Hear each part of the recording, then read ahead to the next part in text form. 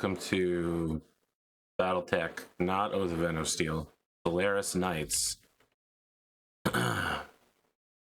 episode 97, Adam Kiseki versus Tiger Billionaire. Adam Kiseki, what do you have going on? Well, I think we open on Kiseki sitting in a like big comfortable chair in his barracks. The light of a TV screen flashing in front of him. And as we pan around to now seeing what he's looking at, it's we see the shadow of his hand slam on the arm of the seat as Lynn Hilder gets shoved into the water, and he just says, "Damn it, Lynn, I taught you better than this." You're not. Yeah. And then he gets up and walks to what he has going on. It's late in the evening, and Adam has an appointment at a certain gambling joint.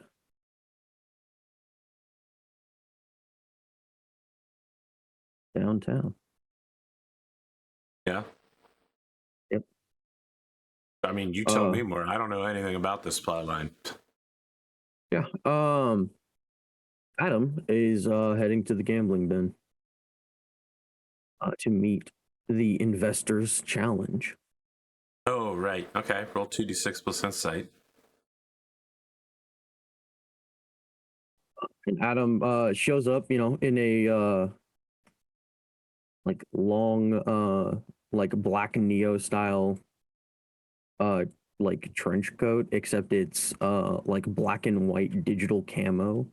First off, I don't think you can call it a Neo style trench coat. All right, let's be clear. Morpheus wore it first, and he wore it better.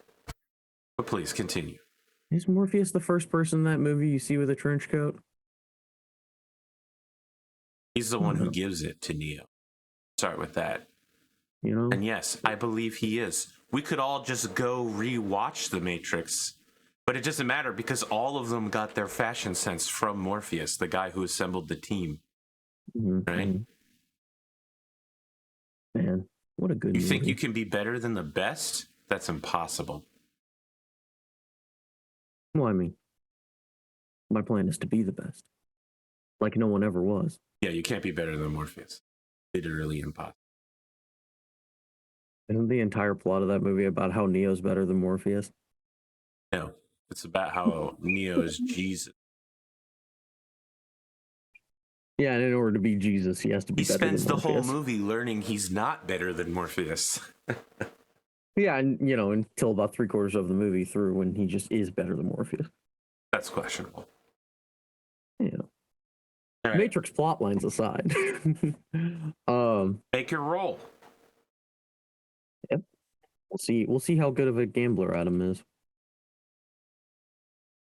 Yes, because one dice roll determines how good you are at gambling for all time. Well, you're better 11 than Cosmo. plus 1 is 12. Out of 2 people who've completed it, you are currently the number 1. Adam has a very good night.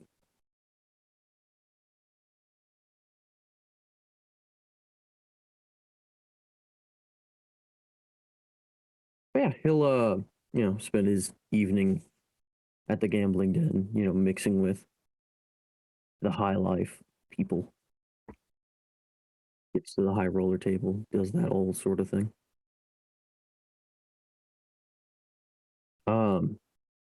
But after that, Adam is going to be spending the next day researching his opponent. You mean Tiger Billionaire? Okay. Yeah. Make your roll. Specifically, as he's like in the gambling den, going through meeting people, he starts conversations about his opponent. Oh no, your opponent is there. Your opponent is a gambler. Excellent. Then we get that wonderful scene like in Casino Royale where they're the two at the high roller table. All right, let me describe Tiger Billionaire first. You see, for a long time, I've really been avoiding having one of these characters around because I'm not one of them and I'm not into this community. I'm not opposed to it existing. Let me just be clear about that first off. I've had a cast member who's played one before, but other than that, I've yet to approach it. I was waiting for the perfect moment.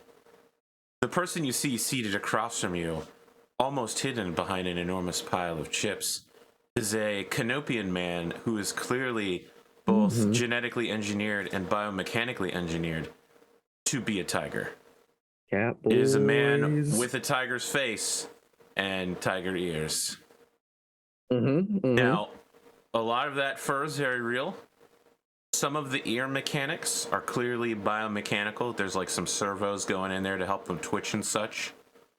I want you to imagine, who's the guy from Tekken? Is his name King? Yeah, or Kang maybe. No, it's King. It's King. I'm pretty sure it's King. Right? He wears like a Russian athletic outfit. I don't think he's a tiger. I thought he was a cheetah or something, but it's like that. Yeah. This guy is basically dressed in like a velour tracksuit on top of, you know, his, I wouldn't call them hands because they're more like paws with fingers, furry fingers. Yeah. But they still have the pads as well, you know, cat pads. It's unusual. It's really fucking unusual. And he's 6'4" on top of that. Yeah, Tiger Billionaire. Yeah. So is he also just incredibly jacked like King is? Yes. Yeah. Okay. I mean, look, when you can pay for the genetic engineering and body sculpting, you can also pay to get, you know, an extra 100 pounds of muscle grafted onto you. Yeah, plus all the, you know, the personal trainer to maintain just be clear, and sculpt. What his legal name may be Tiger Billionaire, just like someone may call themselves Kim.com. That is not his original name. It is a name he has chosen to take. Make your roll. Ask your questions. All right. Here we go. Oops. You think you can just say a Mario line to me without consequences? Here we go. Is that how we're doing this now? Every time someone says "here we go," it's Mario now. All right. Let's get these dice rolled.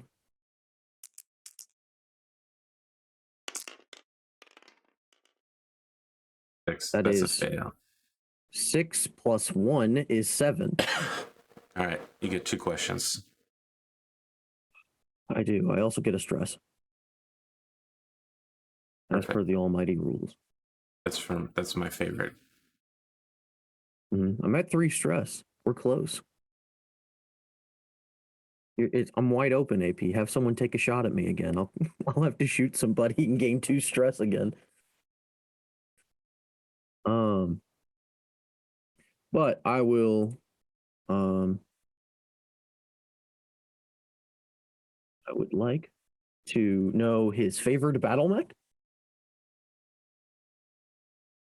It is he, right? His favorite battle mech is his custom Thunderhawk, which he has paid tons and tons of money to get a light fusion engine. Oh. Very excellent. Yeah. Okay. 100 tons, 3 Gauss rifles, 2 medium lasers. Ooh.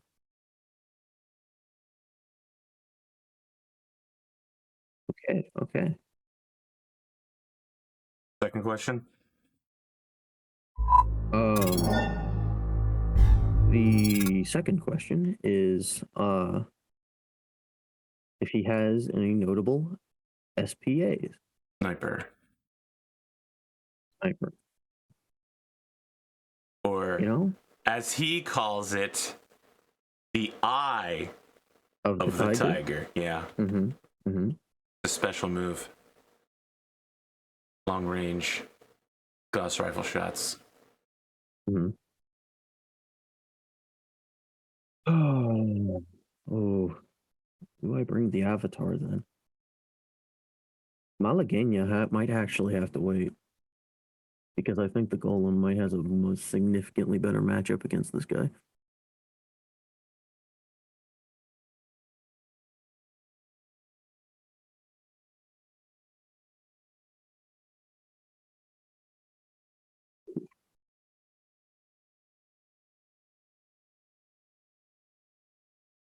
Hmm.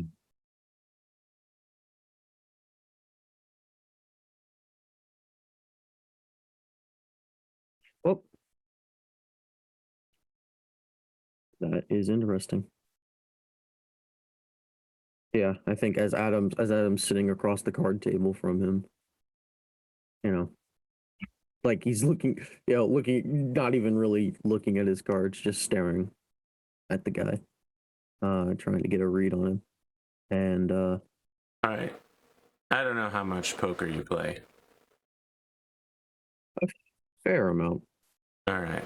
Have you ever played against someone with a lot more money than you who uses it to intimidate you? Yeah. Yeah, that's Yeah, what he big does. stack bully.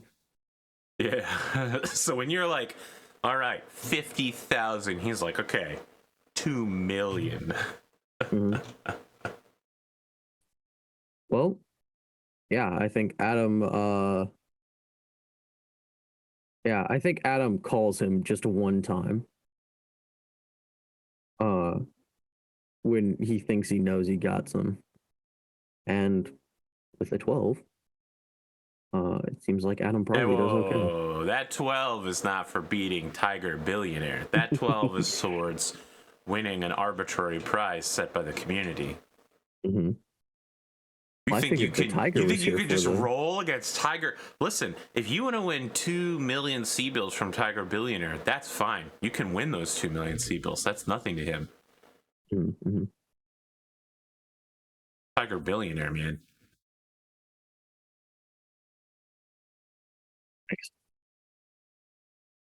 But yeah, Adam calls him exactly one time just to see what he's made of. He's made of lies. He's used to winning via intimidation. Mm-hmm. Yeah, and Adam just gives him the look across the table, like He has a 3-5 pocket. That's what he's got. mm-hmm. Yeah.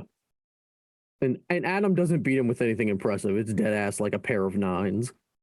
That's fine. That's all you need to beat. But he stares across the table at him like, yeah, that's right. I ain't scared of you. He gives him the like narrow eyed look.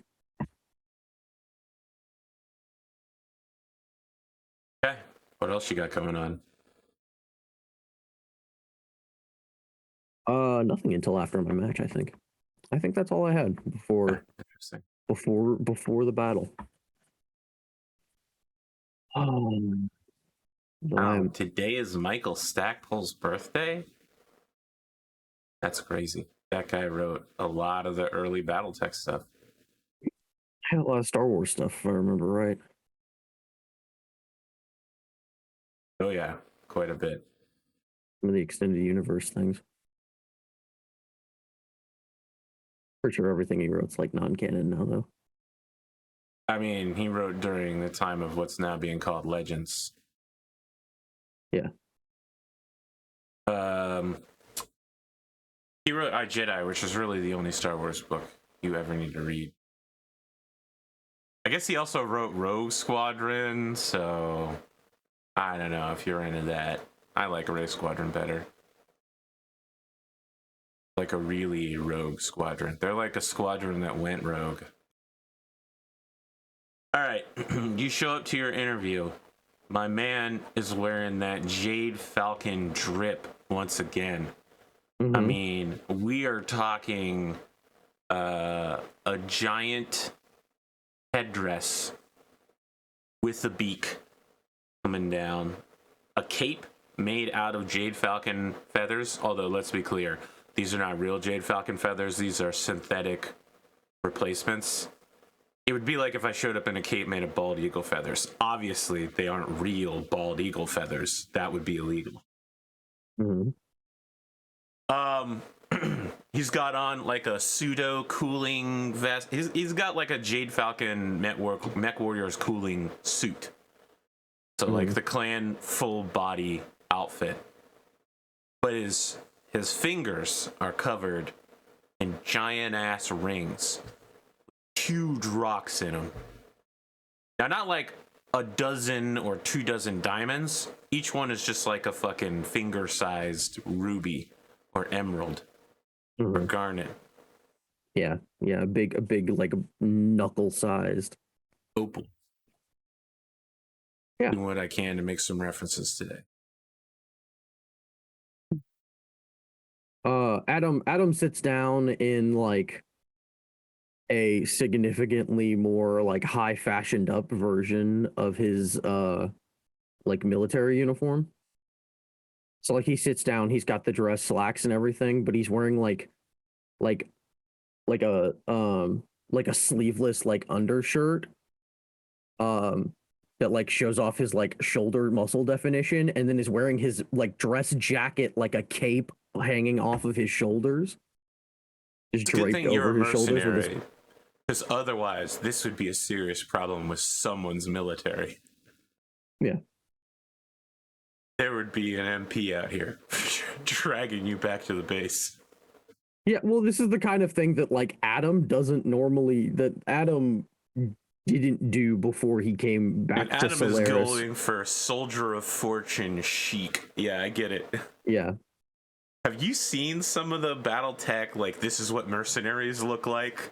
Yes. Where they're all Mad Maxian? Like, here's the thing, though. All that shit is from, like, the 80s and early 90s when they were still like, yeah, 4 mechs can hold a whole planet. And then they were like, all right, no, it takes, like, 4 regiments to hold a planet, and 3 of them are infantry. All right, this is how we're writing the books now. Yeah, they broke their neck whiplashing on that one. Yeah, they're sure if there's they're like, look, guys, there's like over 10 trillion people in the inner sphere. We need more than just 4 war machines to hold a planet. Which, to be fair, makes more sense, but maybe ruins your No. See, that's the aesthetic I'm going for Battletech, you know. I want that old school where you go into a bar to pick out your favorite mercenary, and they're all sitting along a wall with a holographic display of their kill-death ratio and their current mech and their pricing behind them. Well, I imagine their kill-death ratio... some form of cybernetic. I imagine only one number in their kill-death ratio actually matters if they're still sitting by the bar. I mean, technically it's a death when your mech gets disabled, right? Like, yeah, it's way more likely that a mech would be disabled than totally destroyed or the pilot killed. Pilot kills are very rare unless they're intentional. Yep. Which, as I might remind you, is illegal. Adam has never intentionally tried to kill anybody outside of their mech. All right, well, you're not Eric and Eric then. Talking about you, Eric Limo and Eric Vulgaris. Yeah, your man is just like, well, thank you for joining me, Adam Kiseki. I would like to ask you a few questions about the upcoming match between Hunter McGregor, Seth, and Clan Jade Falcon. What are your thoughts on this? Looking forward to it.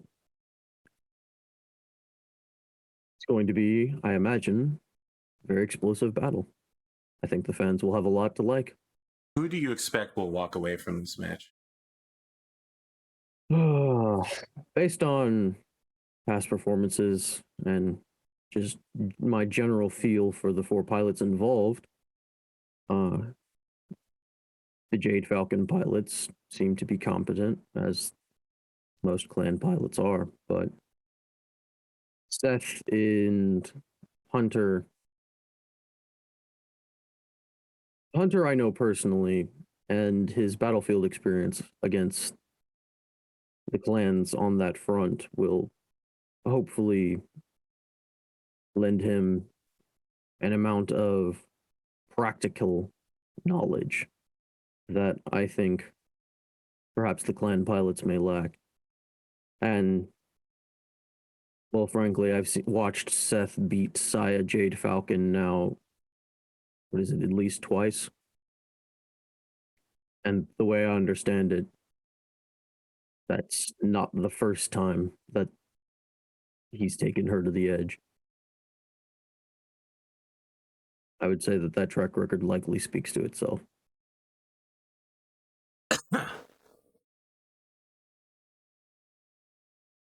So you think both gladiators from your stable will be coming home?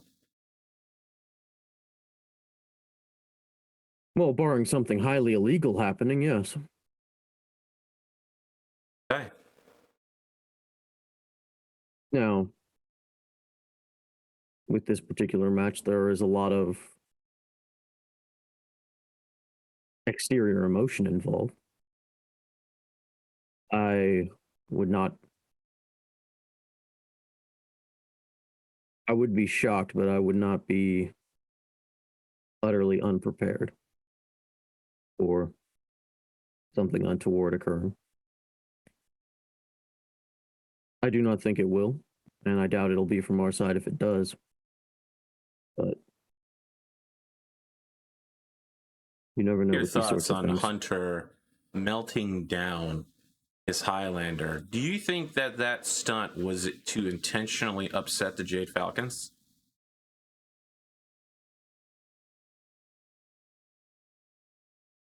Hunter is a good friend and comrade of mine, and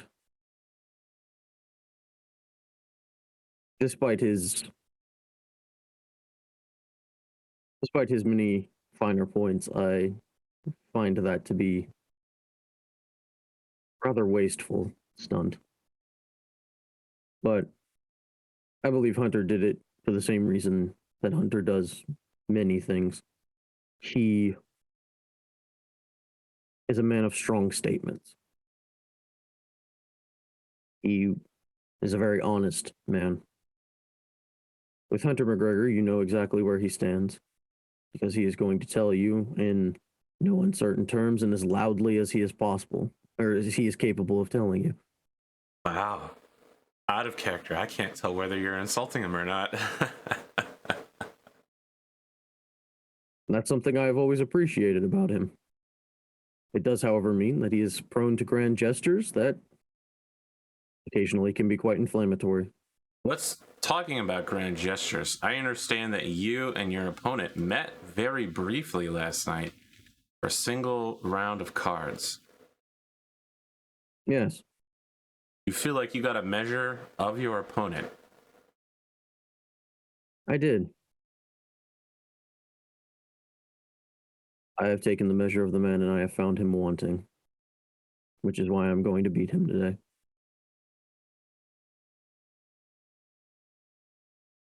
So you're guaranteeing that you'll win? I am. This match will be like all the ones previous. Let me ask you a question, Adam. A lot of members of your stable play a game where they guarantee victory constantly. However, recently there have been several losses. Why should we believe anything that you or anyone in your stable has to say in regards to victory after so many devastating losses? Well, I cannot speak for the other members of my stable and what they do with their words, but But you just did exactly that for Hunter McGregor, did you not? Hunter McGregor, I know personally. Okay. I don't know Cosmo. I don't know really most of the others. I've met them. We speak some. But I've only been on Solaris a short time. And so, unless I have a great deal of experience with a person, which in this case it is only Hunter McGregor out of my stablemates since Adam Knight's passing, I'm not going to speak as to what their words could possibly mean. Because I do not believe I will do them justice. But as for the question you asked me of why you should believe me when I say that I am going to win, well, have I lied to you thus far?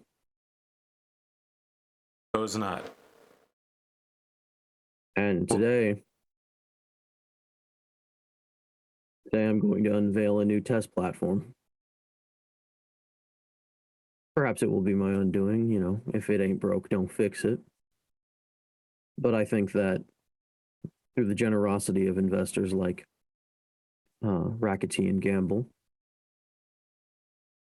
as well as through the support of Apex Dragons' infrastructure, I have acquired a great deal of cutting-edge technology that I will be able to put on display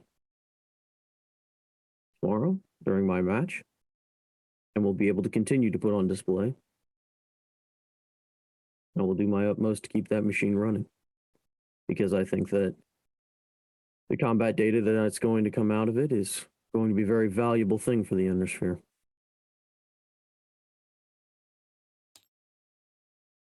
Okay. Do you have any further statements to make?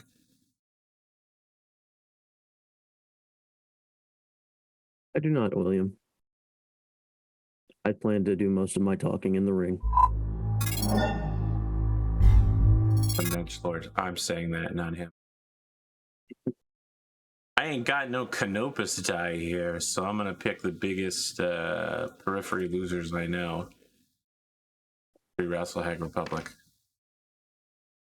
Oof. Oof. Hey, do they even count as periphery?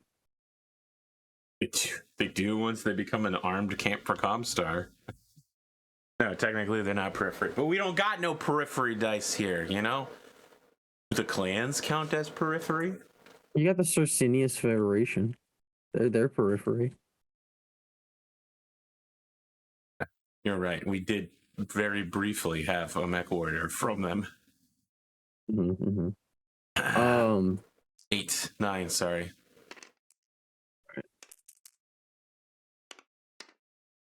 Double ones. All right, you pick your side. Oh, you actually got out the Malagania. Okay, cool. That's what you wanted, right? You were bringing out the Avatar. Yeah. Yeah. I just you had the golden Shadowhawk. Yeah. Well, I mean, I thought you were going to use a Shadowhawk in this battle. So. You know, that might have been the smarter choice against this guy in particular, but a lot of money went into getting this thing. Yes. So let's see how it does. The more money something has, the more useful and more survivally it is. Go ahead and pick your side. All right. I am going to enter.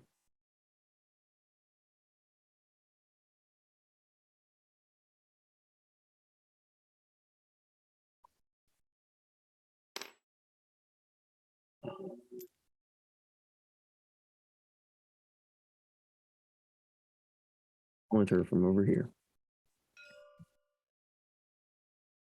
That's not a legal spot. There.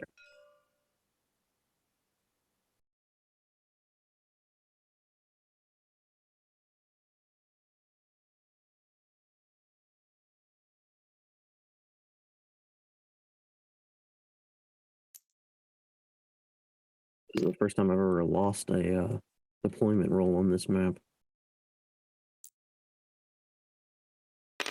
Just going to make things significantly more difficult.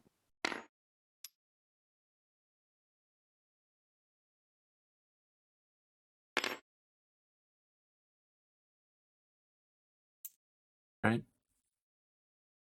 There we go. Yeah, right. You want to see the name from the back, right? Yep. Okay. 7, 8. Maybe +1. 11, 12. All right. He stands still. Yeah, that's should be noted, by the way, that his Thunderhawk. Let's get a look at that token. has a furry cloak that comes off of it as well. Mm-hmm. That has explosive bolts to detach when it's ready. Yeah. Yeah, as Adam comes out onto the field, and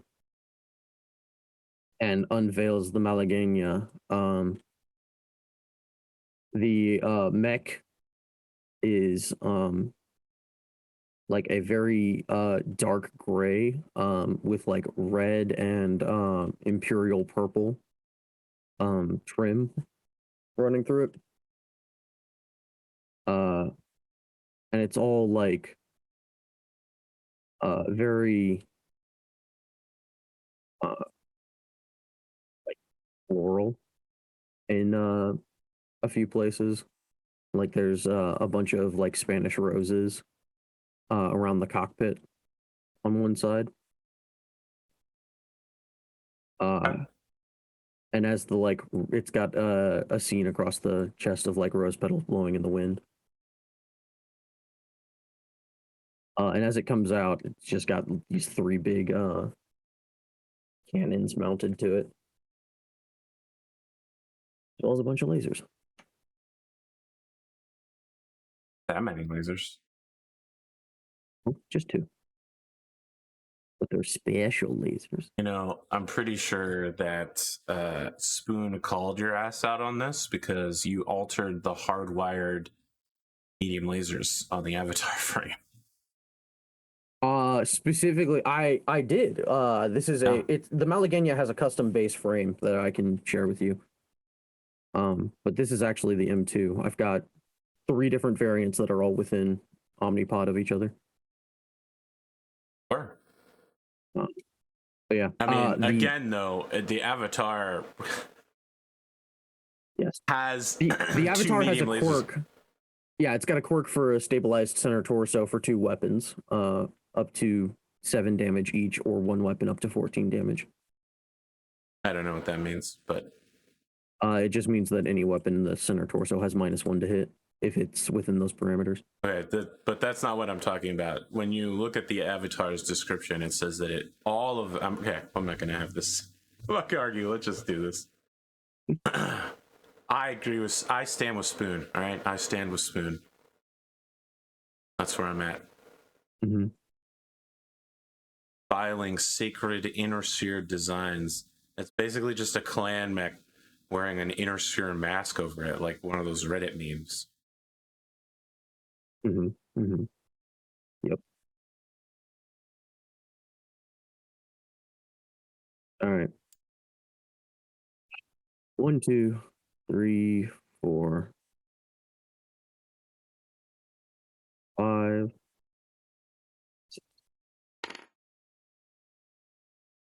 We're gonna be here a while.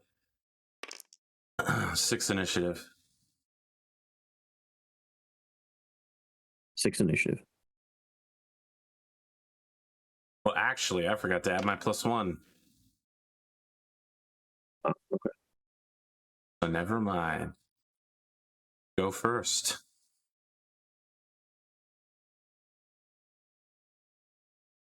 Okay. 1, 2, 3, 4.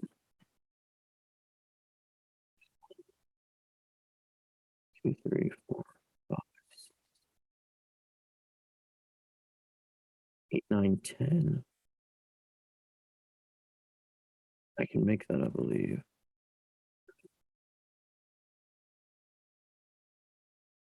No, I can't. 1, 2, 3, 4, 5, 6, 7, 8. Can do that though. So if I'm here in these light woods, these heavy woods still apply to me. So they're adjacent. Okay, cool. Then yeah. Then I am going to take on the supercharger. No problem. That's an 11. And then move to here. Okay. Well, I don't think we can shoot at each other with a +3 bonus in both directions.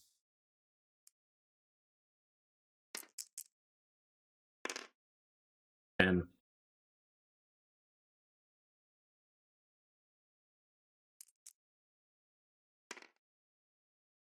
7. 10.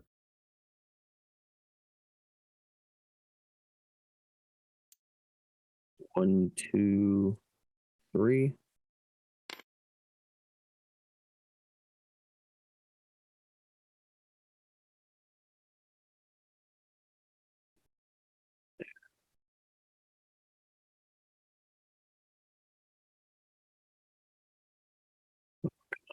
One, 2, 3, 4, 5, 6, 7, 12, 13, 14, 15, 16, 17, 18 away.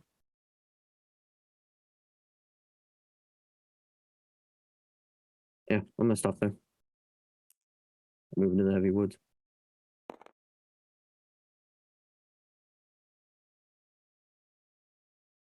You're just not moving?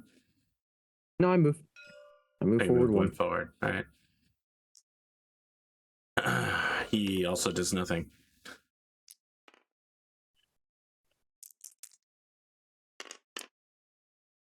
Six. Only a 4. Damn. But thankfully, I'm pretty sure I know exactly what he's gonna do. 1, 2, 3, 6, 8. All right. So we'll kick on the supercharger again. And the Melegania comes surging out of the trees to get to cover over here.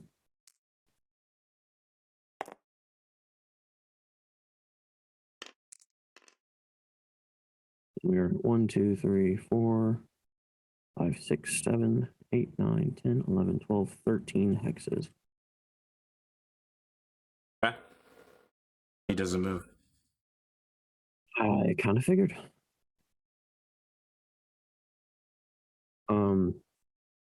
So at 13 hexes, I am able to fire all weapons at you.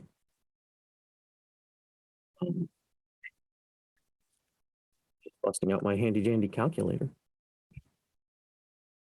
to declare weapons. All right.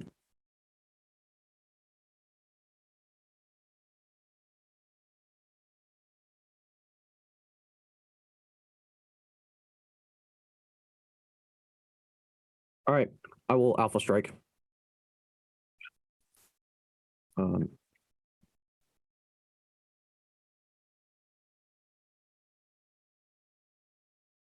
Lasers. Oh wait, no, that's 12. We're at 13.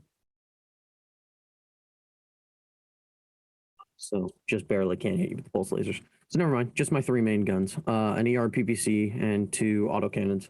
I'm going to be firing armor piercing rounds.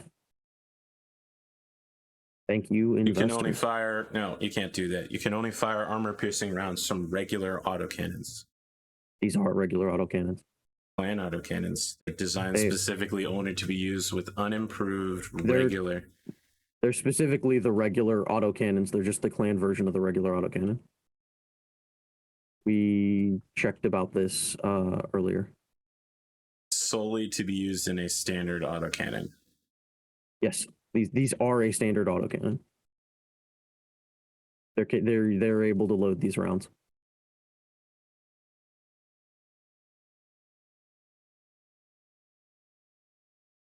I'm going to allow this for now, and then I'm going to check the rules later. This is not the first time a gladiator has pulled something out like this. I talked to you about this 2 weeks ago before we even did this. Armor-piercing rounds? Yes. I couldn't even find information about these autocannons, man.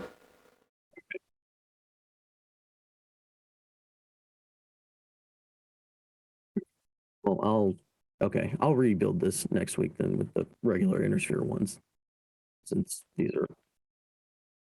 Listen, I'm looking this stuff up, but this is weird. Yeah, they are hard to find. They're literally just the regular autocannon, but it's what the ones that the clans had before they switched to ultras and LBXs.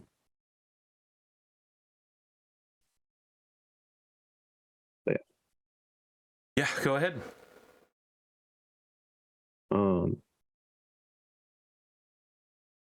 Okay. I'm a 1 gunnery, with 2 on a run.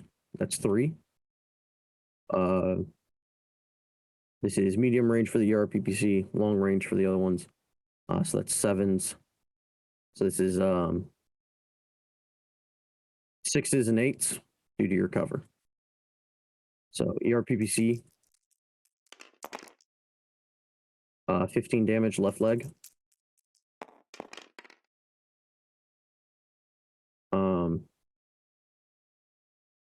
That's a miss. And then 10 damage center torso. And armor piercing rounds on autocannon 10 have a -2 to crit, so that actually just barely doesn't crit.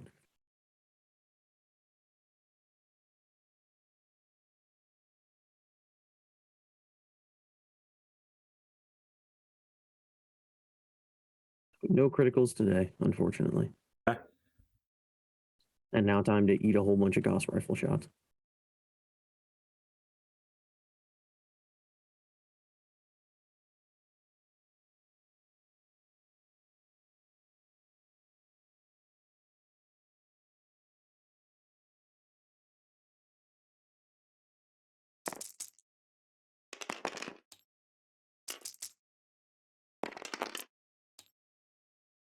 Right torso 15.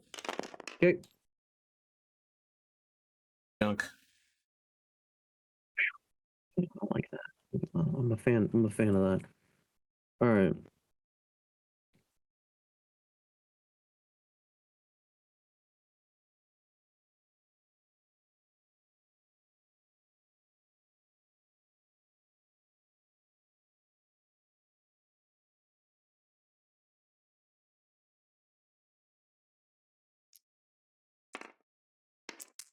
I think I took 20 points. Right? Yes, you did. You took 25. Okay, I gotta spend a point of edge. Reroll? Oh, damn.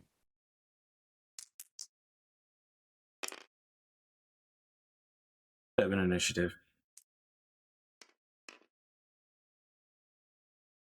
6 initiative. So I lose again. All right. I am going to move. Gotta kick on the supercharger for the second turn in a row. We're good. That's a 7. Needed a 5. 1, 2, 3, 4, 5, 6, 7.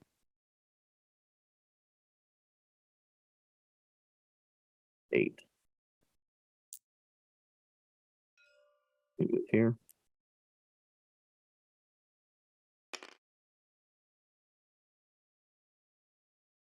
Okay, I don't move. Okay. 11. Are we not shooting? We have a +3 to hit in both directions. We do not.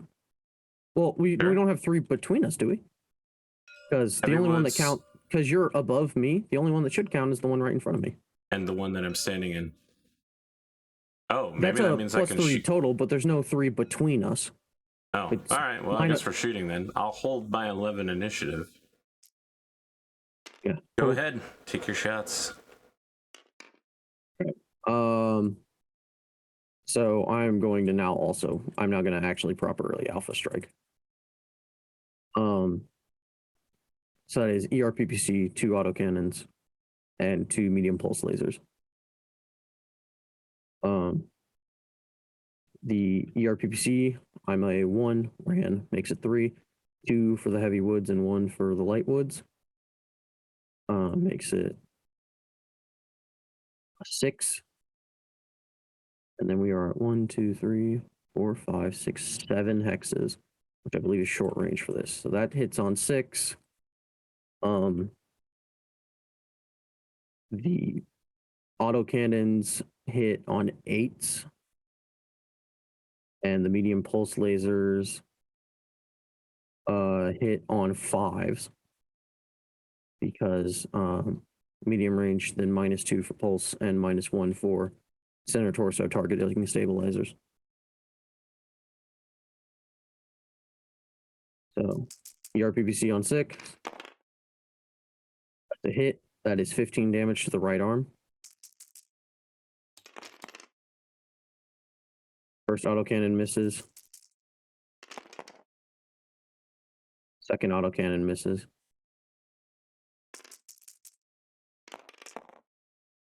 Pulse laser hits, that is 7 damage center torso. And the other pulse laser misses. And I generate 1 heat.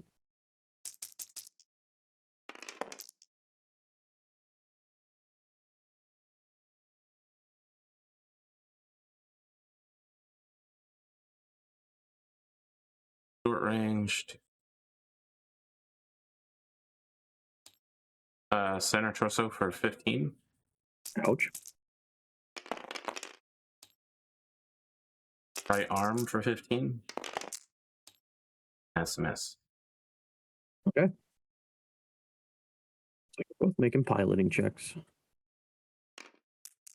I'm good.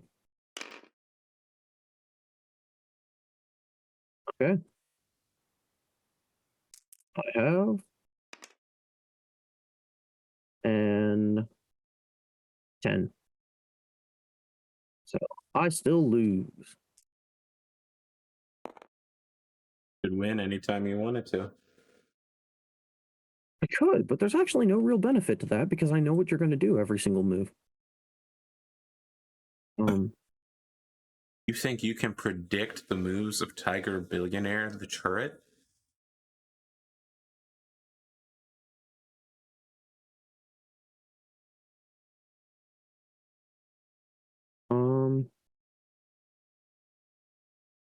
Let's do that. Okay. We activate the supercharger again, and I get a 9, which I need a 7. 1, 2, 3, 4, 5, 6, 7, 8.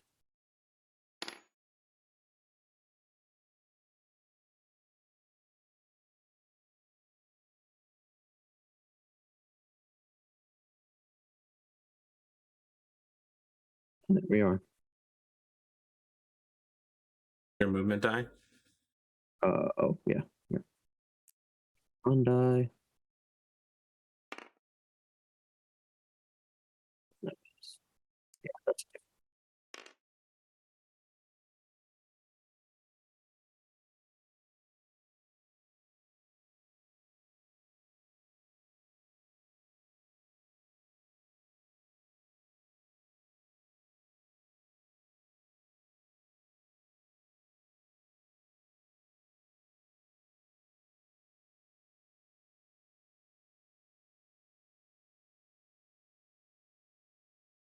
That? What was that? What do you got? What are you shooting? Oh, you're not moving? Okay, cool. Yeah, I said yeah, it was I a figured. Yeah. All right, that's what I thought. Okay, I am alpha striking again and building 1 more point of heat. And I'm now hitting on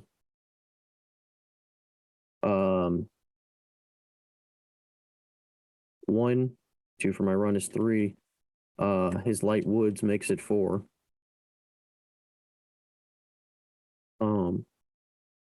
And I'm at short range with everything.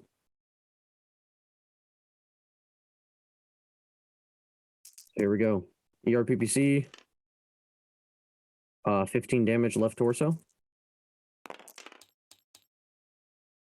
That is 10 damage to the left arm.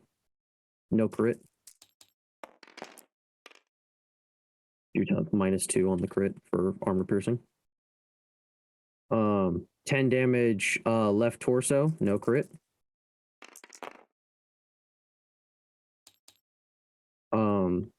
7 damage left arm.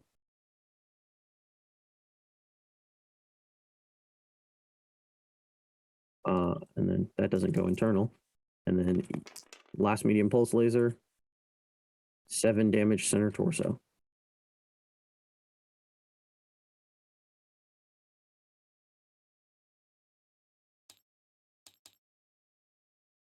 That was 7 damage left torso?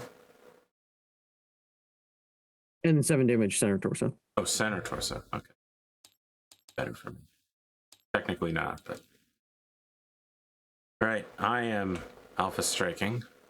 Sauces over medium laser.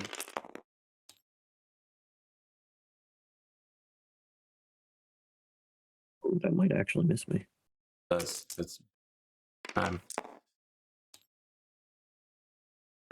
right leg for 15. Left leg for 15. Okay. Right arm for 5.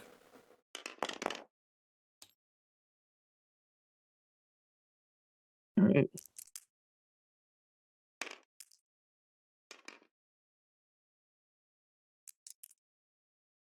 Oh dang. I stay up. I rolled a 6.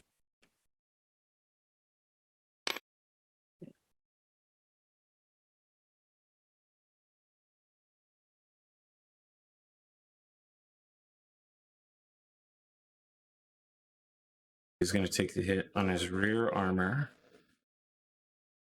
That's actually bad for me. And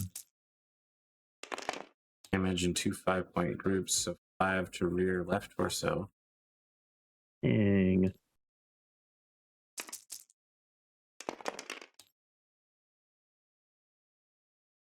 Unless it's rear left torso again and crits. You can green. Does he take any damage going down?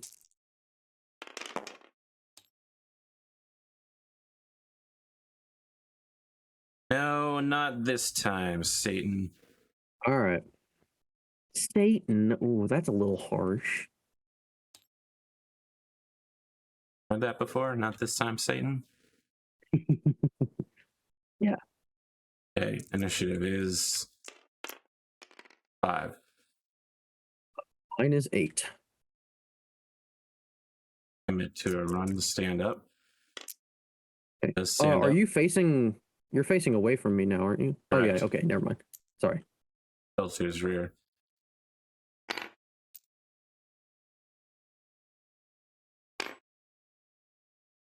So you stand on the first try.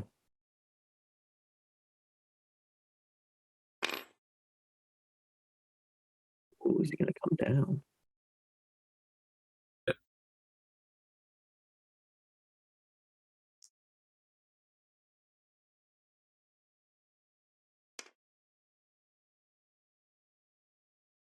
Okay. I'm gonna walk. 1, 2, 3, 4. And I'm gonna hit you on the left side. I think.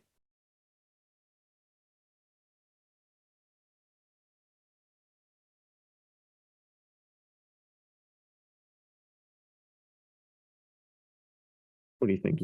I'm pretty sure that's left side. Yeah, he's just going to torso twist. Yeah, I'm just talking about me hitting you. Yep, it's left side.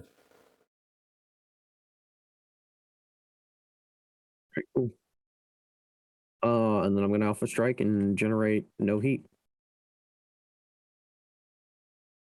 ERPPC, 2 autocannons, and 2 medium pulse lasers. All hitting on 2, 3. All hitting on 3s. That is 15 damage left torso. No crit. That is 10 damage left torso. Okay. No crit again. 7 damage or 10 damage left leg. No crit. As the armor piercing rounds are not enough.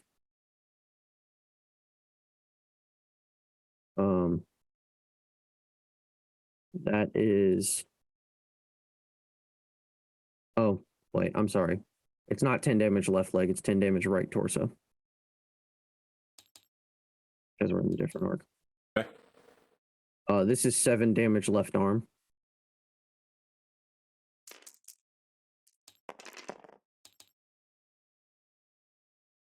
And then this is 7 damage left leg.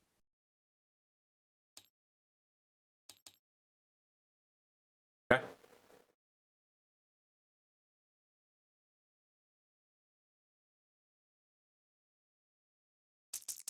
Time for striking.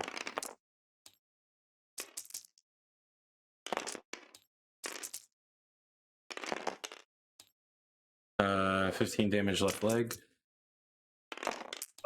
That's internal.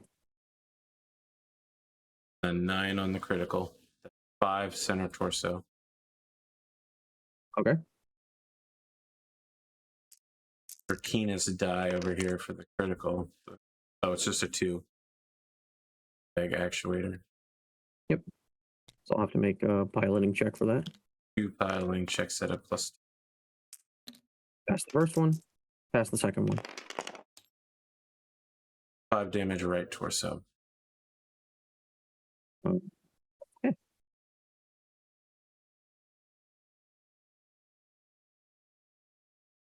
All right. That initiative.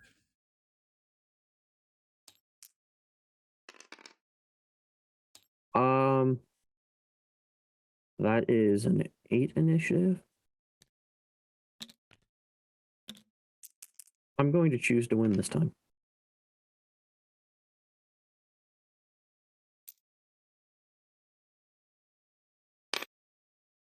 Takes one step. Okay.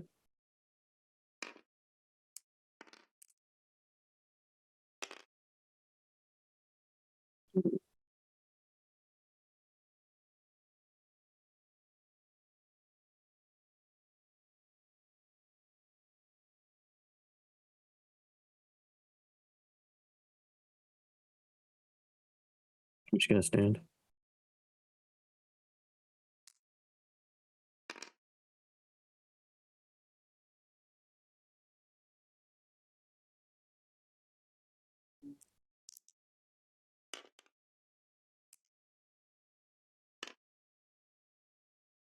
What you got?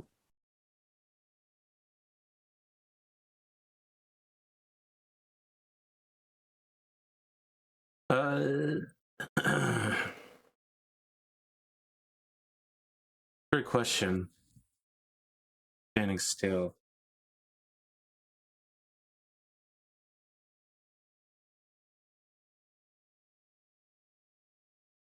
I want to keep. Okay, I guess I don't build heat yet, but I will. Take my torso off. Pretty good. I guess I'm gonna do it.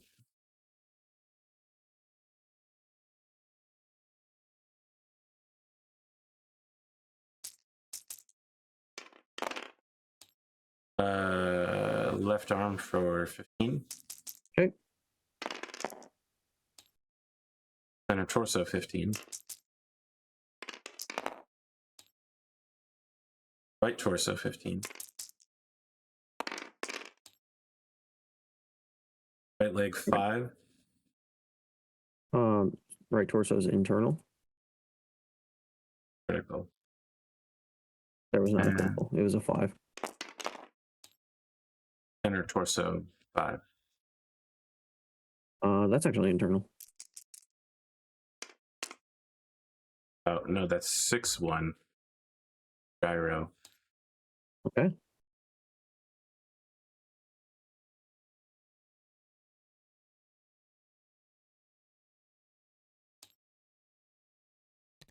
All right, PSR is at a +4.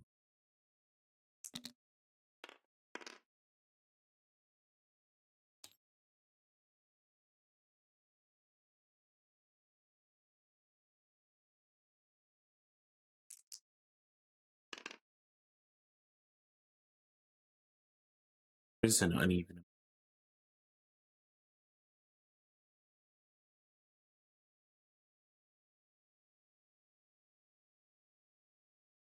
All right, what you shooting? Got it.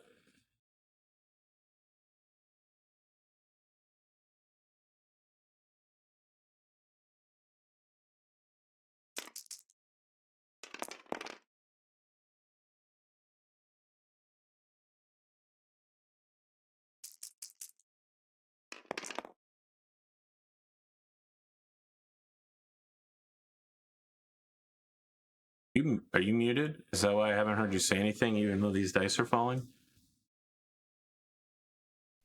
Apparently, I am muted. Okay. That's 15 damage left arm. Okay. Sorry. But I'm firing you've everything. rolled several times so far, which is what was concerning to me. No, that was the only thing I have. I rolled. Okay, sorry. I rolled my pilot checks. Okay. I passed both of them. One of them I needed exactly a 6 on these pilot checks, even though they're at +4 because of natural grace. I have a -1 to fall. So I made it on a 6, and then I made the other one on a 9. And then my ECM, or not ECM, ERPPC hit with a 7. I'm hitting on 2s, so Internal. that is 1 crit. But this is the left arm, so you don't have a Gauss in there, right? Nope. All right. Nothing of value. Then your upper arm actuator blows up, and nobody cares. Tiger Billionaire's tech cares. Okay. Steve from accounting, who put a very large bet on that upper arm actuator not blowing. That is 10 damage to your right torso and a through armor critical from armor piercing rounds. Sure.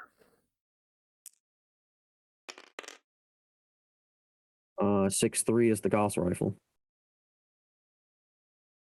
And that does 18 internal damage. In addition to the, 2 pilot hits. Actually does not. I imagine not. You're a 100-ton mech. I mean, on anything but 100-ton mech, it would. Probably. It did certainly blow any of my torsos. 10 damage center torso. No crit. Pulse laser number 1. Does 7 damage center torso. And 7 damage. Excuse me. 7 damage to the right arm. Sorry, 7 damage center torso, then 7 damage right arm? Yes. Okay. And that's all of our shooting for this round. You make the pilot check. Oh, he makes the hell out of that pilot check. 13. My initiative is 10.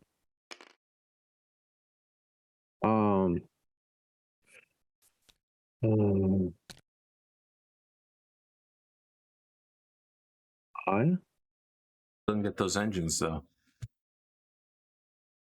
No, I didn't. But I got one of the Gauss rifles. Good until this round, where probably. Does he stay conscious? Oh, that's a great question. That is a very good question. Yes. Also, yes. All right. Yeah, I am going to stand.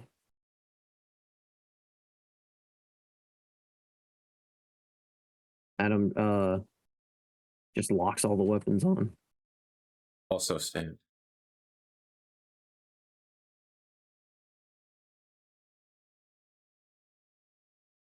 And an assault class mech.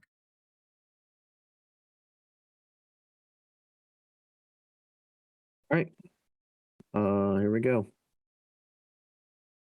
Let's bleed off another heat.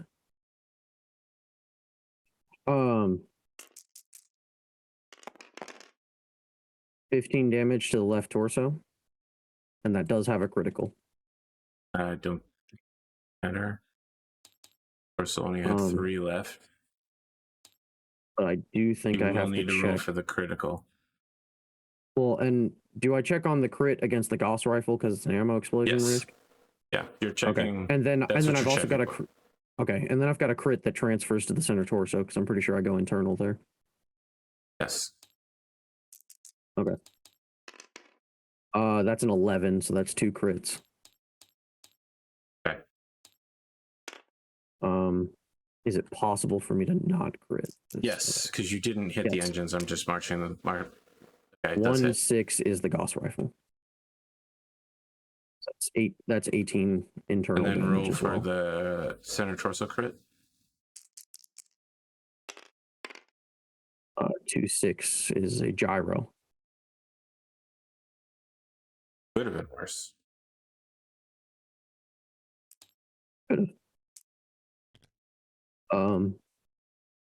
The AC-10s, and I am still firing the last of my armor-piercing rounds. These are actually my last 2 armor-piercing rounds. That is 10 more damage to the left torso, which goes to center torso. There's no crit. Okay. And then that is 10 damage to the right torso, also no crit. Okay. Through armor criticals. Did get me a Gauss rifle though, which is maybe what's going to keep me alive this round.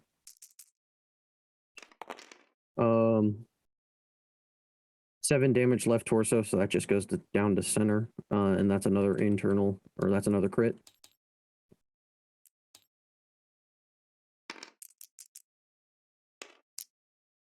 Three, 4 is another gyro hit. Probably it for this guy. He still has a round to respond with. You do, and you could kill me in multiple places, I think. And then that is 7 damage right torso, no critical. Falling off, and now the mech is totaled. Technically. I mean, technically, it lost 4 engine slots. Yes, but the center torso still has internal structure, which means the mech can be salvaged. Good sir, I would remind you that any engine which takes 4 critical hits in 1 round is subject to are we using the optional pulling. explosion rolls? I've never done stack pulling like this before, except maybe one time where we did it correctly. This mech will stack pull itself. Oh god. It's gone. This mech is a fucking garbage can. Lamau. That's funny. But you're fine. I mean, it's so far above you, it's just gonna be a nice little mushroom cloud. I mean, yeah, but you know.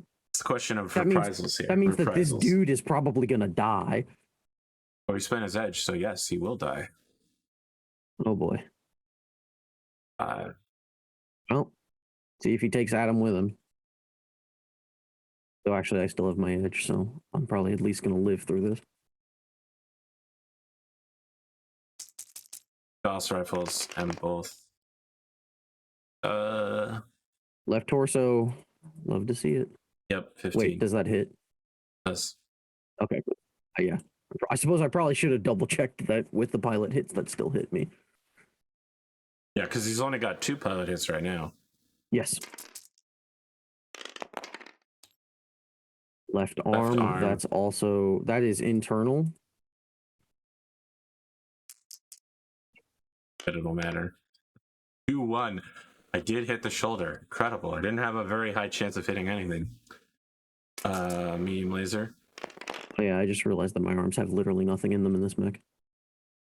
Right arm. Medium laser hits where? Right arm? 5. Cool, that's also internal. That actually was crits.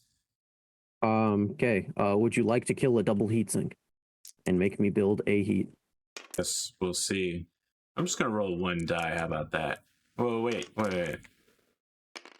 I'll just roll 1 for each. That's the double heatsink. All right. Oh. Shoulder. 1. All right. Well, you bastard! You killed my double heatsink and made me build a single point of heat. Arm for 5. Left arm for 5 takes it off. My text will be very sad, but there's nothing in it. All right. So the end of this match is a very excited soccer announcer, or for those of you who are outside the United States, football announcer, who's just like, something's happening to his mech. Let's zoom in there. What's going on? It's coming apart at the seams. There's flames coming out in every direction. There's Tiger Millionaire. Eject. Oh my God. And then there's just... And like 2 days from now, the custodian for the Spica Arena here is going to be on the far side, and he's going to be like, oh, Here's a little piece of ferro metal, huh? Got that endo steel here, huh? Interesting. All the way over here, a full kilometer away. Fascinating. Probably the wall of the arena is like not only completely damaged, like there's a hole to the outside, but there's also a massive scorch mark marking the edge of it. Well, yeah, like this whole section's just like melted in slightly. As the concrete just liquefies next to the mech. It's been years since people around here have seen one of these stack pullings. You know, it's bad. It's real bad. The audience is horrified. You know, people are like, "Look away, children! Look away!" Literally, look away. It'll blind you. This match probably had like a 5-second, you know, like lead time, so that the announcers could be like, "Warning, technical difficulties." Yeah, Adam. The second he sees the mech start going up, just slams the blackout shutters down. Yeah. All right. You've killed Tiger Billionaire, yet another NPC I'll never see again. Man, and I liked this guy too. Well, he's dead, so you can like him all you want in like perpetuity. Okay, you know, Adam thinks back to that Casino Royale scene for a second. I love the idea that there's a montage of everyone's favorite moments of Tiger Billionaire. It's that's the only scene he's appeared in, period. You just think, go fish, Mr. Bond. Really? Your magic cards? How old they're the are only those? Cards. Look, they're the only cards I had nearby, and these are like a decade old. I haven't played since high school. Yeah, they look like Ice Age level packings right there. They're like the first time that Theros happened. I don't know what that is. Theros is the Greek one, right? The Greek mythology deck. I don't know what that is either. Yeah.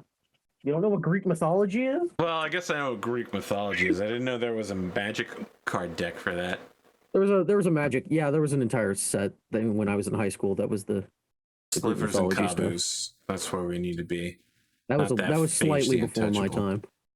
Wow. All right. Well, now I feel fucking ancient. My first magic card deck was Ice Age, okay? It was Ice Age. Back then, they added this new rule called bonding? Look, AP, you're not properly ancient until your first magic deck was the ones with the white borders. I don't know what that means, so that makes me feel even... Well, the cards with the old cards have white borders on them. I know because I have a bunch of them that I bought like for super cheap from somebody. I don't know how to say this to you, but I'm pretty sure they did have white borders back when Ice Age. Check. I'm sorry, AP. I guess you're a geriatric millennial or whatever the dumb stuff they're saying on Twitter now is. I don't know that it's that dumb. All right, Ice Age had black borders, so don't bother me about this. I was about to say. Not that old.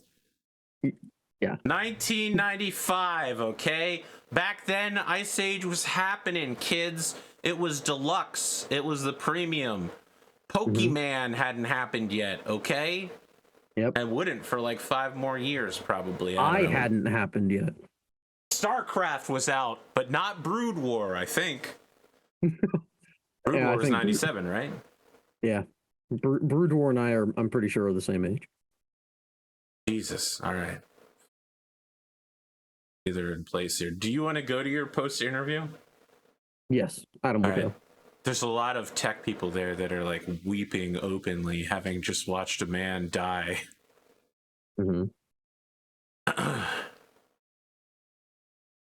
Oh, let's do your mech stuff because I always forget to do this.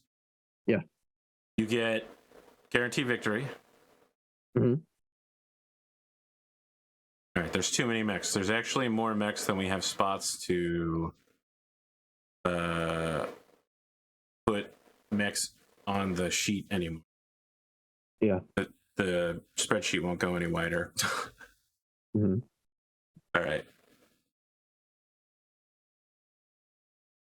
What's the repair on this mech?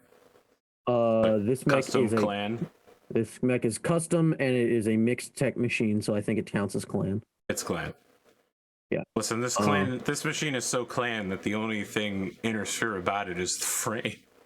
Well, I figured if you took Mech Abomination, your machine just always counted as clan. Um, and so yeah, it's internal clan. That's uh 4 wealth, I believe. Right? Big. Yeah. Imagine spending 4 wealth to kill Tiger Billionaire. And then What did he do? this mech does not have any repair quirks. Ubiquitous. No ubiquity, no easy to maintain.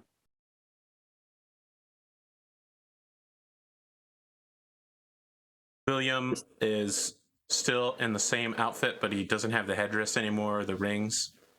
He's got a glass of water next to him, which he sips from at the start to, buy a little bit of time and say, Adam Kiseki, I'm sure that you've spoken about killing clanners on the battlefield before. Is this your first kill in the inner sphere against a gladiator pilot? Yes, this is the first time someone's died at my hand in the arena. Because I know you're lying. I'm actually not lying. I mean, that's true. You are lying about the arena. It's definitely not the first time you've killed an inner sphere gladiator. It is absolutely not the first time I've killed an inner sphere gladiator. You lie as easily as you breathe, sir. Meanwhile, back to the interview.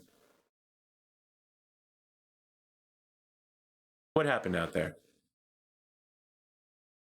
Well, I had to advance to close because my weapons are shorter range than his, and his Gauss rifles were going to absolutely tear me to shred. He had a 30-ton advantage over my machine, but I had enough speed in order to get in close and make his Gauss rifles more difficult to use at short range. The firing delay makes them tough against up close opponents. They need a second for the coils to charge, and so when you get in close, sometimes your movements can throw them off more easily. They have less distance to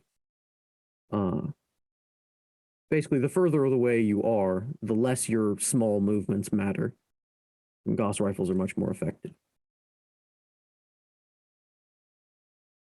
So I had to get in close, and then I used my specialized munitions as best I could. Didn't get anything at first, but towards the end there I got lucky and touched off one of his Gauss rifles, caused it to feed back, which both destroyed the weapon and provide what I can only describe as the worst headache you would ever have to those who have not had it happen to them.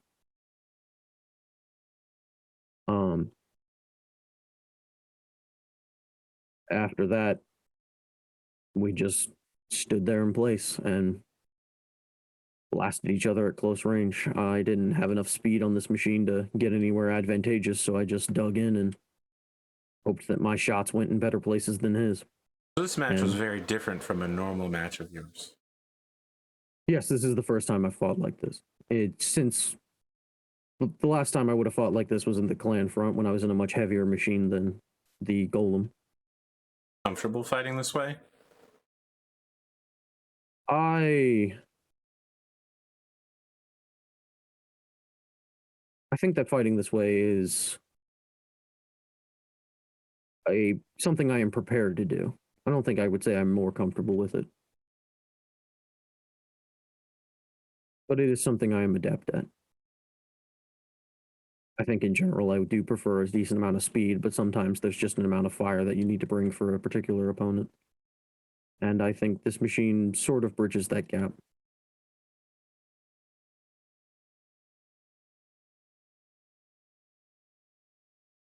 Have you been following the news with what's been going on internally in the Lyrian? Yes, I understand that your Archon has become quite popular. Presumably I would say Sharpie's most was. Archons are pretty popular. Sure. That has historically been true, it seems. I think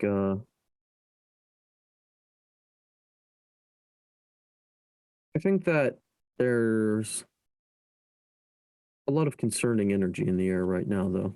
surrounding this situation. And I think that the inner sphere needs places like Solaris to sort of give them something to look to. Sometimes they are hard for these sorts of things. I know for me, growing up, watching the games was always a very centering experience. Something that reminded me that the inner sphere is a place where things are often quite hard, but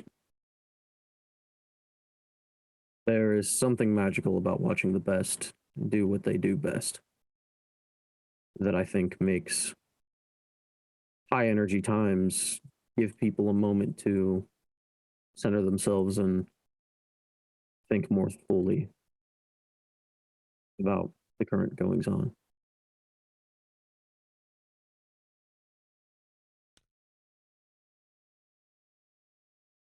Listen, out of character. I'm amazed at your answer to that question. It went places. I'm not sure where it went to, but it definitely went places. That is a fascinating perspective. Let me ask you this. Do you have any comment about the current political climate here on Solaris? Oh, it seems that things are getting rather heated, but personally, I can't say I really have an opinion one way or the other about the current sides as there seem to be. The Lyran Alliance feels that it's better off independent from its federated Commonwealth. That's Lyran business. I've only been on Solaris a short time. I can't really say one way or the other. Have any further questions? Well, in that case, William, I suppose I'll be off. As you're leaving the studio,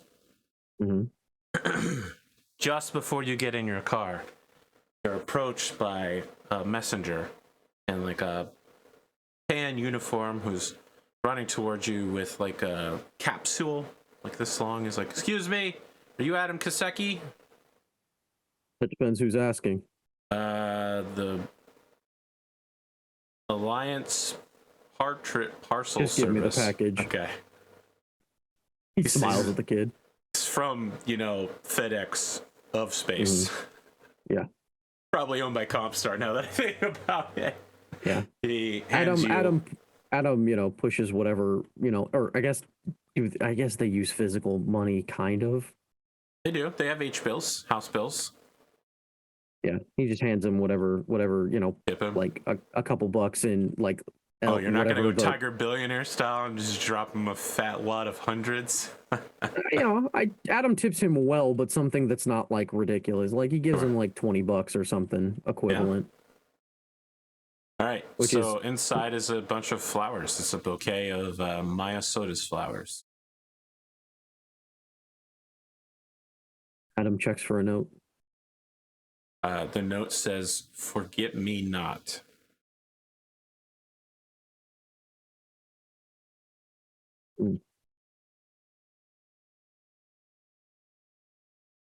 He just takes them and puts them in the seat beside him in his car and drives back to his to the barracks. Okay. Next. Checking the flowers for bugs. I mean, this is from a high class. You think they're going to have aphids on here? Forget about it. No, not bugs. There's not that either. Good. He then puts them in a vase in his apartment and looks at them for a minute before he finally leaves and heads to a local VCW. Veterans of the Clan Wars. Yeah, I know it well. Inside, there's a jukebox playing 3020s music, and They're serving a lunch special plate. Mm-hmm. Yeah. Adam uh orders the fried chicken, which is not actually on the menu. Yeah, secret menu. Mm-hmm. And by secret menu, he means he orders the fried chicken and then heads into the back room. As you head into the back, you can hear someone regaling everyone else with a story about how his Atlas held up to 3 Jade Falcon mechs on the front lines. 3 mechs, he says. Mm-hmm. When you're in the back room, I guess there's a bunch of wannabe terrorists waiting for you. Yes, you really showed those dashers who was boss. Wow, you gonna talk shit about this guy? Listen, an Atlas versus a Dasher is a scary matchup, right? You're gonna be looking at like +6s to hit on everything. Yep. I was especially impressed with the gun cam footage from the kick. Have you seen those? Dasher kicks Atlas and breaks its leg in one hit with a critical? Yeah, there's shit like that on Mega Mech. I've seen those ridiculous, like, light mechs charging is always just like the most ridiculous thing that it's like, okay, I guess. We're basically holdo maneuvering. But yeah, Adam sits everyone down and says, oh, well, the Jade Falcon compound's too tight. We're likely not going to be able to hit it. So we can do the next best thing. We can try to hit their suppliers. And he pulls out research materials for one Vimy Diamond Shark. God. And I would like to research Clan Diamond Shark's operations on Solaris. You can research their factors, sure. That is an 8. Okay. You just got stressed. I did. That's fine. You can ask 2 general questions, I suppose. Yes. How is Vimy supplying Clan Jade Falcon? Like where's the supply point? So the Jade Falcons technically have an organization of super illegal merchant ships. Mm-hmm.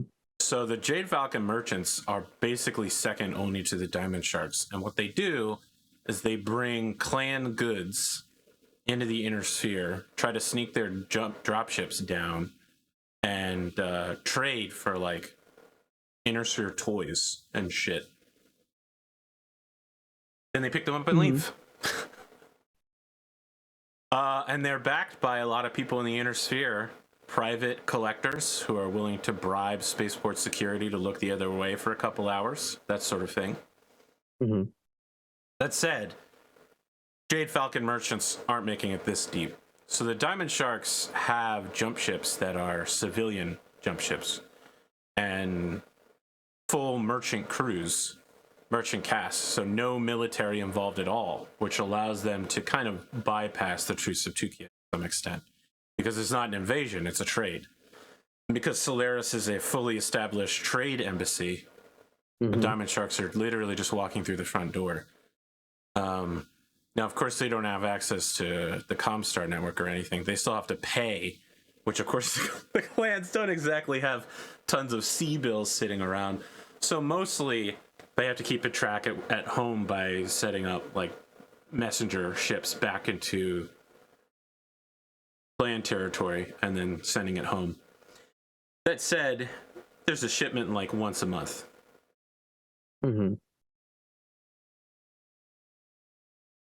This dropship comes down full of supplies, parts, ammunition, replacements, but also news and whatever passes for clan luxury materials. So probably incredibly dank alcohol, just like completely unfiltered. grain alcohol. Mm-hmm. That's the most efficient way to drink. All right. So it all just comes straight down into the embassy on into the part of the spaceport that the Diamond Sharks have set up in. Okay. And then they move it, and then I presume it's overland in the space part, but yeah, it's not that far. Yeah, it's like a hop, skip, and jump. There's not enough space to catch it in transit, really. I mean, you definitely could catch it in transit. You know, it's still going to be like a mile or more. Mm-hmm. However, like both sides could respond to any attempts very quickly. Well, walking into the clan area of the spaceport is going to be that's going to be a whole lot of heavy metal.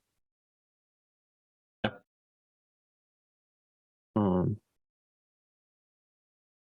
So Adam looks around at everybody and says, "Gentlemen, who among you have zero gravity training?" Probably not that many people. Wait, you recruited from clan war veterans. All of them. These are all military. Yes, they all have it because you need to be transport yourself on a dropship. Good. Now, hey, listen. Zero gravity training and like advanced zero gravity warfare are it's like the difference between swimming with your clothes on and being a Navy SEAL. So. Mm-hmm. Yeah. I think Adam looks over the like personnel file he has and just says now while I'm looking at this, we have any dropship Marines? I thought you recruited mech warriors. No, I was recruiting like commandos. They have dropship Marines at this point in the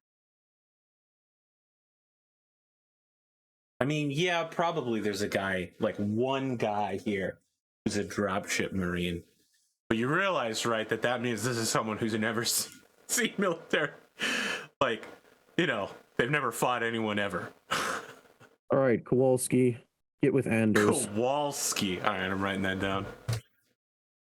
Yeah. Kowalski, get with Anders. I need all of you prepped for a 0G op within the month. I'll worry about getting us a ship. Oh yeah, and he assigns the drill sergeant who's actually seen like infantry combat, which is Kowalski.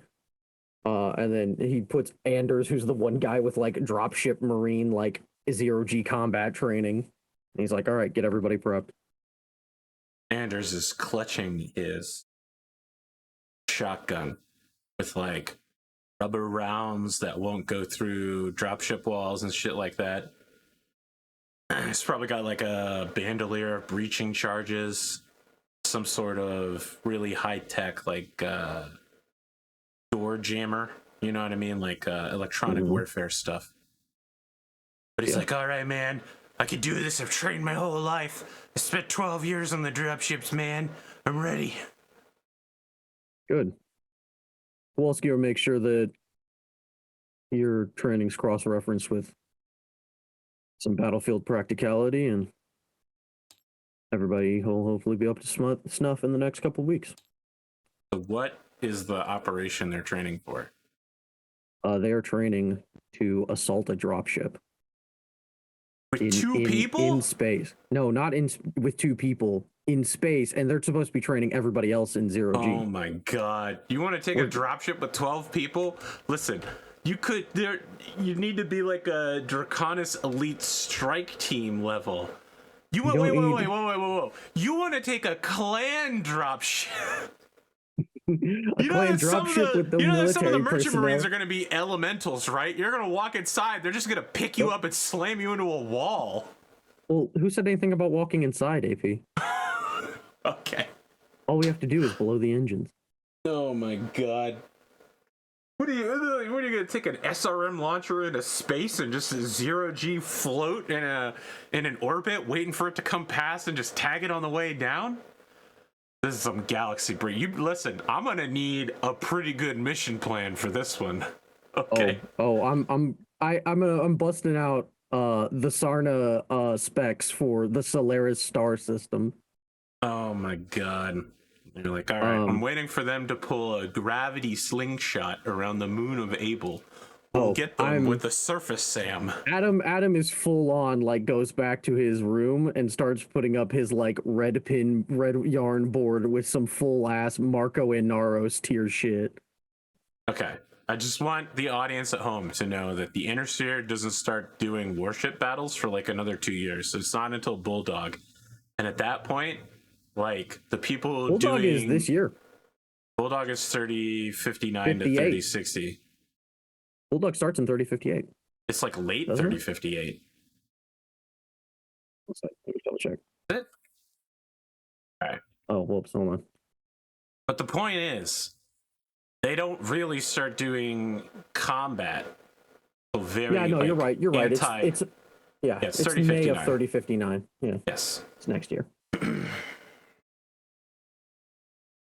So, like, almost all of the dropship combat is literally just like special operations troopers who've trained their entire lives for zero-G combat.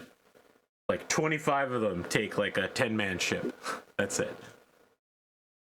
God, the only infantry battle I can remember is like a clan elemental star drops on a warship, a clan warship, and starts fighting them. Yeah, and I've got 15 like commandos. Yeah, and like former infantrymen and such. Yeah, you gotta listen. This mission is above your pay grade, but in the end, all you need is one explosion to make it happen. All right, what you need to do is infiltrate customs inspection. And you just go to all of their cargo and you just start planning charges. And when they're like, "What are you doing?" You're just like, just putting some remote sensing equipment on there. Look, we'll be back in 10 minutes after the scan's done. Just don't touch anything and wait right here, okay? Also, don't report this to anyone or send any messages whatsoever for the next 10 minutes. And don't get your WhisperNet devices too close to these devices either. It's a trick. Send no reply. Send no communications of any kind. Back to Star Wars, huh? All right. Yeah, I'll find them anyway. What, you're hanging out with Brody to lower your stress from 4 to 3? No, I'm training Osman. And as a matter of fact, there's actually one last scene. All right, hold on. I gotta send you Osman's stats. He is theoretically done training. Mm-hmm. Now that he's pure affection. I'm ready to see. No SPAs yet. You can continue training him if you want after this point. Is that gunnery piloting? Yep. Damn, his gunnery's... He's good. He's actually pretty dang good. I did not expect him to be quite this good. All right, cool. Well, for our last training... You are going to graduate him. Okay. Well, he's going to have a conversation with Osman about it. It depends on how this scene goes. All right. Adam and Osman are in like the shooting range, but instead of like pistols or whatever, they've got throwing knives out. And there's a drink. Listen, there's like Osman's really good at this, by the way. Yeah, there's like a drink on the counter, and then Adam has like a Coke, or probably tea, actually, more likely. But Osman's drinking whatever Osman drinks. Kombucha. Yeah, and then the two of them are standing there, and it's clearly like the middle of the night. All the lights are like dimmed, for nighttime and such.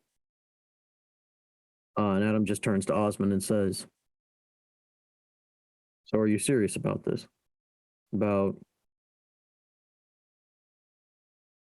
being a soldier, more or less?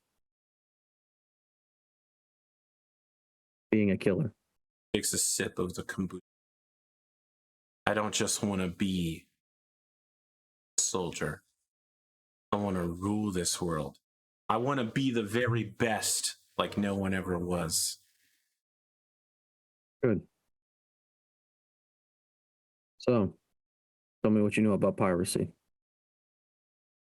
Knows a whole lot about piracy. Mm-hmm.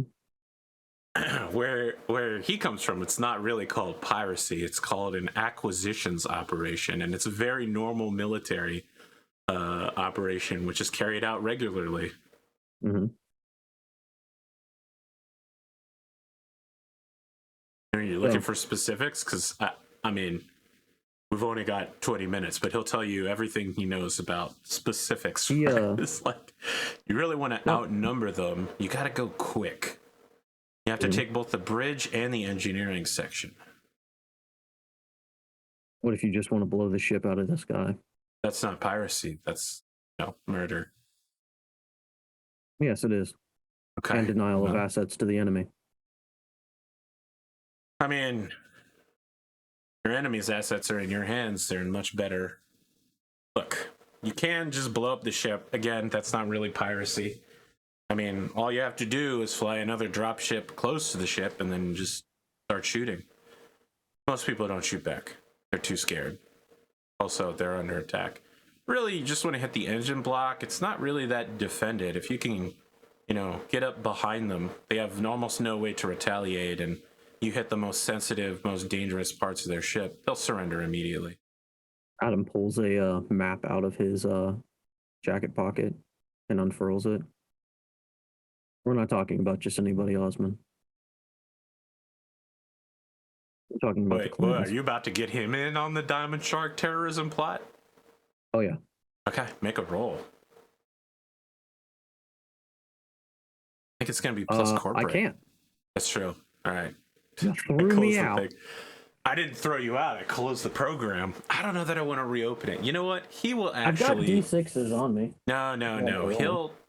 He'll join in on this plot, but only if he gets something out of it, material-wise. Osman's not a fool. He doesn't work for free. Mm-hmm. So yeah, he lets you know. He's just like, why are we blowing this up? Why don't we just take it? Take the ship. Because I only have about 15 commandos, and that is a clan a clan Diamond Shark ship that is going to have significantly more people than that on it.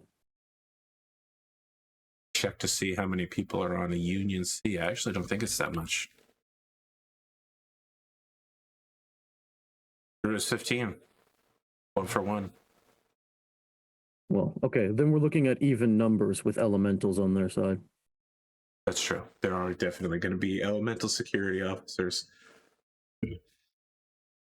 Even if there's no military personnel on board, we are still going to be looking at a very nasty fight, and even clan merchant caste, I imagine, have some degree of military training.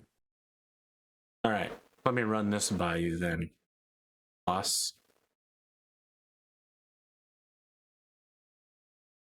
I don't think there's anyone here who's going to look sideways if we steal the ship, right? You understand? Like the local law enforcement are not going to be concerned, especially if we say something like we butchalled them. You know what I mean?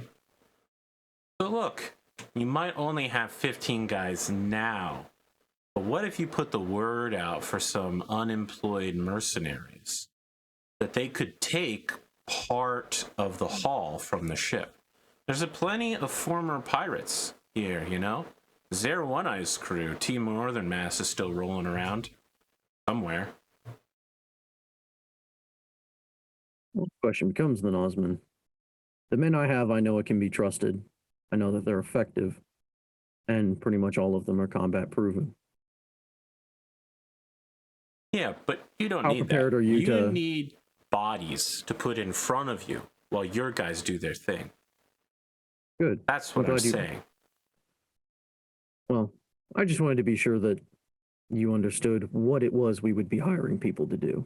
Yeah, exactly. Now look, don't get me wrong. Obviously, we're going to shoot all the people that we bring with us and just say the clans killed them during the invasion, right? There's no need to split the proceeds with more people than are necessary. No But question. we could definitely get them on our side. If you're looking to outnumber the enemy and you're looking for experts in space piracy, you know, we know that there's pirates around. You know, we've got several free Rasselhag Republic refugees who could probably put us in contact with some more pirates. I mean, that's kind of their thing, is you know, former piracy experts. I'm telling you, rather than destroy this thing, we can just kill everyone on board and steal the ship. All right. You take the... I'm just telling you right now that his plan is crazy, and it only works for him because his dad has, you know, like, has way more people, right? Like, they're like, all right, pull the ship over now. And the dropship's like, no, I'm not going to. And then, like, 4 dropships show up and are like, pull the ship over now. Yeah. This is a clan dropship. This thing isn't to be messed with. Yeah, Adam looks at him and says, we're still going to have to deal with the problem of we're going to be massively outgunned out there. I'm telling you, we just, look, they would have no reason to question a shuttle or two pulling up near them while they're getting ready to drop, right? I mean, there's plenty of, this is Solaris. There's a lot of ships out there. There's not, you know, space is big, but when you're trying to make an approach, right, there's only so many vectors you can use. We get enough guys up in the air with us, we pull close to them, maybe they send us a warning, and at that time, we dash in close to them. We get underneath their guns. They can't afford to shoot first. You know, if they start shooting us, who knows who starts shooting them? I'm telling you, we can just intimidate them into this working. There are no flaws to this plan. Osmond, that exact thought is why is going to get you killed. I can think of several flaws to this plan. For one, you're planning on intimidating the clans, but a lot of the tactical details are relatively sound. Right. I'll reach out to some people I know. You can reach out to some people you know. Let's get some unemployed, thirsty mercenaries with a gun on board. Find a few properly unhinged folks who have a reason to hate the clans. Okay, so we're going to concentrate on Rasselhags. All right, I got it. We just need people who will cause a little chaos in my mental cleanup.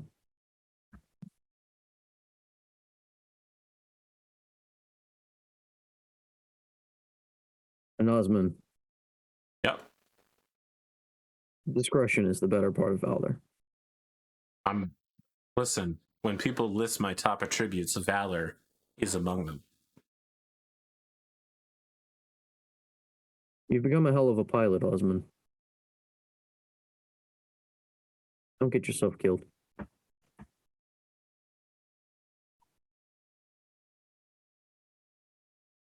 Okay. Yeah.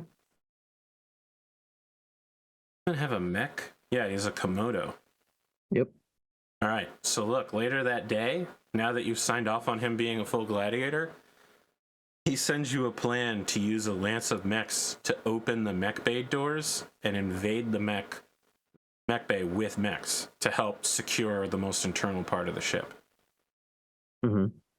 Basically, emergency vent all the atmosphere out, anybody dangerous that's just standing around, and then bring your 0G Marines in. A nice big hole. Is he planning on using his own mech for that? Oh, yeah. Yeah. Show up in person. Komodo's not if you're looking to do short range operations, Komodo's not a bad mech to do it with. The Komodo is actually really good for killing elementals. Yeah. Then yeah, I tell Osmond to see what he can find in the Sims for a little 0G mech training. Oh, he's fucked. Yeah, that's not really my problem now, though. It's going to be a lot of him floating off eternally into space without any way to be recovered except someone else coming to save him. Ripping his own mech arm off and throwing it in a different direction to get equal and opposite reaction. Mm-hmm. But yeah, um, Adam does inquire to one or two astrophysicists about the sort of trajectories that would be required to have a very small asteroid hit a dropship in the engine bay, roughly Wow. a few hundred kilometers above the surface of Solaris. Now, look, literally any astrophysicist is going to tell you that, right? To hit the engine block means hitting the rear end of the ship, which means it's going to have to be moving faster than the ship because it's approaching from behind. And that any maneuvers on the ship's part are just going to cause the asteroid to harmlessly slide past it. Basically, they're either going to need to be disabled or distracted for that to work. You're also going to need a hell of a lot of thrust on an asteroid to do this. It's not impossible, but you basically need a dropship and you need an equivalent dropship engine to make it happen.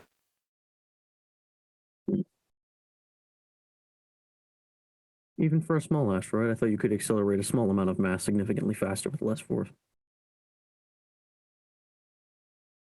Now, the force would remain the same, right? Even if the mass is smaller. Right? No, that's wrong. No, F equals ma. Yeah. If m is smaller, then F is smaller. Still, I mean, just hitting it is the problem, right? Any dodge, I guess even a small I'm not amount of imagining. dodge. I'm not imagining ships in BattleTech being particularly maneuverable outside of aerospace fighters.